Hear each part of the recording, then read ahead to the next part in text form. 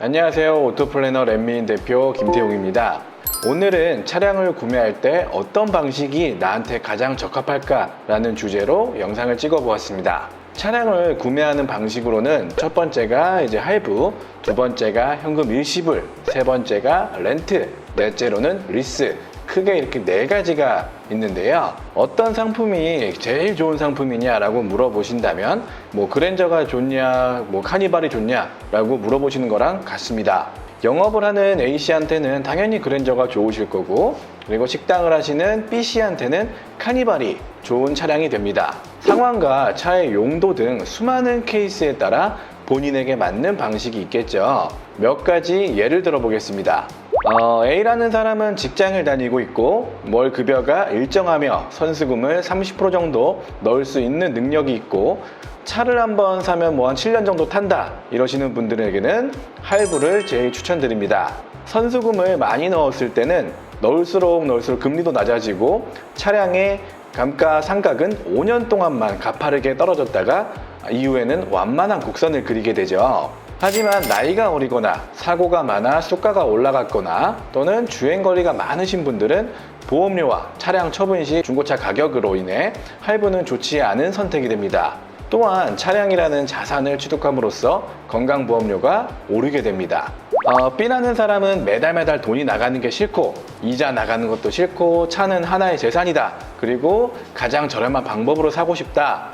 통장에 잔고도 두둑하고 차를 타면서 부담을 느끼는 게 싫으신 분, 이런 분들은 현금 일시불이 최고의 선택입니다. 하지만 당장 목돈을 지출함으로써 이자는 없겠지만 기회 비용을 생각해 봤을 때 현 시점과 같은 이제 저금리 시대죠. 저금리 시대에서는 차량과 같은 감가상각 품목에 목돈을 투자할 가치가 있는지는 다시 한번 신중히 생각해 보셔야 됩니다. 자, 이번엔 다른 케이스입니다.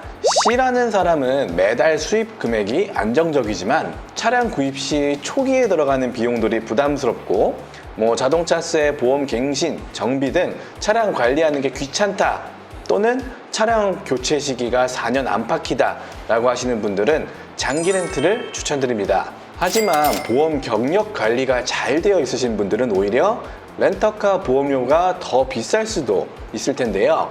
보통 그랜저 기준으로 1년에 한 50만 원 정도를 기준으로 하면 됩니다. 또한 보험 경력이 단절이 된다는 점, 이 점도 유의하셔야 할 것 같습니다. 또한 요즘 인식이 많이 바뀌었지만 렌터카 번호판이 달린다는 점도 단점이면 단점이 될 수 있습니다. 자, 이번에 다음 케이스입니다. D라는 사람은 매달 버는 돈은 정말 자신 있고 사업자 비용 처리도 해야 해서 장기 렌터카가 편하다는 건 알고 있지만 번호판 때문에 좀 꺼려지시는 분들 있죠. 이런 분들은 리스를 추천드립니다. 또한 수입차를 살 때는 렌트와 리스의 할인율이 다르기 때문에 리스가 더 저렴할 경우도 있습니다. 하지만 사업자가 없는 경우에는 굳이 리스를 이용하실 필요가 없다는 점이고요. 물론 잔존 가치를 설정할 수 있기 때문에 조금 더 저렴한 월 납입금은 장점이 될 수 있습니다. 저한테 만약 당신이 차를 산다면 어떤 방식으로 살래? 라고 여쭤보신다면 제가 장기 렌트, 리스 지금 에이전시를 운영해서 말씀드리는 게 아니라 렌트 아니면 정말로 리스를 이용할 것 같다고 말씀드리겠습니다. 물론 현재도 저는 법인 운용 리스로 차량을 이용을 하고 있고요. 제가 한다고 해서 더 저렴하게 사는 것도 아닙니다. 기껏해야 저도 차량 한 대에 수당 정도 세이브 되는 거겠죠. 할부를 이용하게 된다면 저 같은 사업자는 비용 처리를 해야 됩니다. 물론 할부도 차량 명의를 사업자로 하게 된다면 비용 처리가 가능은 한데요. 하지만 세무 대리인을 쓴다고 해도 매년 보험료 영수증, 자동차세 납부 영수증 등을 따로 제출해야 하고 운행 일지도 써야 된다는 점, 이 점이 굉장히 복잡하죠. 현금 일시불로 하게 된다면 어떨까요? 기회 비용으로 생각해 본다면 저한테는 절대적으로 손해입니다. 저 같은 경우 한 번에 그 목돈으로 차량을 구입하는 것보다는 마케팅비를 늘려서 회사 수익을 더 올리고 그 돈으로 월 리스로 내는 것이 더 나을 것 같다라는 생각입니다. 저한테 왜 리스로 했냐 라고 여쭤보신다면은 제가 계약할 때는 리스가 장기 렌트보다 더 할인율이 좋았습니다. 그래서 저는 리스로 간 거고요. 저 같은 경우는 번호판은 아무런 상관이 없었으며 법인 재무구조상 차량 리스 정도의 대출은 괜찮은 상태였기 때문에 당시 훨씬 저렴했던 리스로 계약을 하였습니다. 물론 장기 렌트의 경우에는 임대차 계약으로 인식되기 때문에 재무 구조상에 미치는 영향은 없겠지만 할인율 차이가 큰 시기라 결정을 했던 거고요.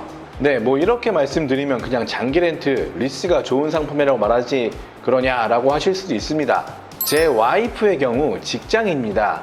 현재 차량이 첫 차고 잔사고가 많을 거라 예상을 했습니다. 할부나 리스를 구매했을 시 보험료도 많이 나오고 이 잘잘한 사고들을 다 보험 처리하려면 수가가 당연히 많이 오를 거고요. 또한 대출 상품이기에 개인 신용도도 소폭 하락하겠죠. 장기 렌트가 이용 시 사고를 100건을 내도 렌트료는 변동이 없기에 장기 렌트로 계약을 하였고 역시나 예상대로 한 달에 한 번꼴로 범퍼와 휠을 괴롭히고 있습니다.